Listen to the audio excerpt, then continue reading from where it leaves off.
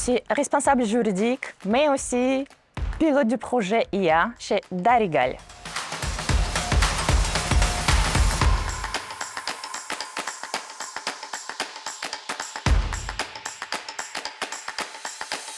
Alors, qu'est-ce qui fait que vous êtes là, en fait, que vous quittez Fontainebleau, je crois que c'est le siège de votre entreprise, Milly-la-Forêt, pour venir à Saint-Ouen, même si c'est très facile d'accès par la ligne 14 et tout le monde le découvre, chez nos amis de la Mi-Liaison pour assister à ce deuxième LegalOps Day. Vous étiez au premier l'année dernière, peut-être? Exactement. Donc, ça m'a donné envie de continuer, et cette fois, comme une intervenante. Voilà, la table ronde. L'année dernière, c'était très bien organisé, bravo encore une fois.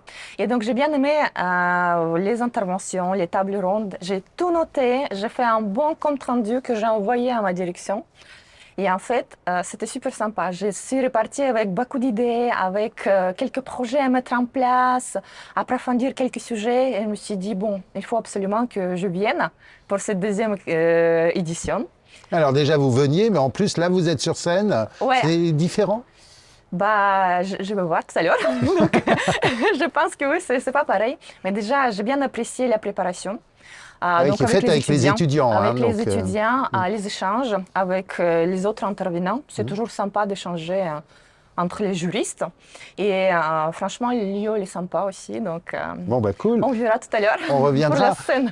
Première discussion, premiers échanges justement dans cette préparation avec les personnes qui sont invitées. Donc, parmi les 200, à la fois des étudiants, à la fois des juristes d'entreprise, à la fois des LegalOps, bien entendu. Votre conviction ou vos premières réflexions ou une idée qui vous a marqué depuis que vous êtes dans cette conférence? L'idée qui me marque toujours, c'est l'intelligence artificielle. Et donc là, je pense, effectivement, c'est le sujet du moment. On va en parler effectivement après, mais l'IA, c'est juste une partie de la transformation en général. Et l'idée que je vois vraiment grandir un petit peu partout. Donc, quelle est la place du juriste dans cette transformation? Oui, c'est pas la place de l'homme, là, c'est la place du juriste. La place du juriste, le LegalOps.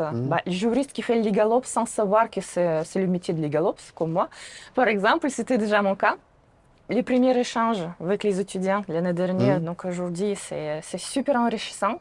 Je trouve qu'on apprend beaucoup de nos étudiants aussi, puisque j'interviens aussi du coup dans quelques universités. Et c'est toujours sympa en fait de partager ce moment, notre expérience et écouter les étudiants qui en fait qui parlent des sujets, mais pas de la même manière que les juristes plus expérimentés. Et quand je pose des questions, notamment sur l'intelligence artificielle, c'est quoi vos plus grandes inquiétudes? C'est pas du tout la même réponse qu'ils donnent les étudiants. Et donc ça, franchement, c'est super intéressant. Et j'apprécie ce moment. Et donc, du coup, franchement, l'événement qui est organisé par les étudiants, par l'association, du coup, des anciens étudiants aussi. Donc ça, je pense que c'est un des rares événements qui est vraiment apprécié. C'est vrai que ça fait partie du projet pédagogique que l'on a eu avec Bruno Defin. Une équipe organise donc cette manifestation, le LegalOps Day. Une autre, le Technodroit, qui au rendez-vous des transformations du droit permettra de mettre en valeur des projets étudiants ou d'élèves avocats ou de jeunes professionnels, jeunes juristes d'entreprise, j'espère une année de moins de 2 ans de pratique. Et c'est vrai que ce sont eux qui sont à la barre et c'est une grande fierté de les voir grandir et pour certains devenir LegalOps. Alors, vous êtes sur le plateau des illuminés du droit, chère Daria. Je sais que la nuit est très illuminée chez vous puisque vous avez votre lettre Daria explique l'IA. Oui, décrypte l'IA, effectivement. Oui, mais pour moi, j'adore. Oui, merci. Mais vous vous sentez une illuminée du droit?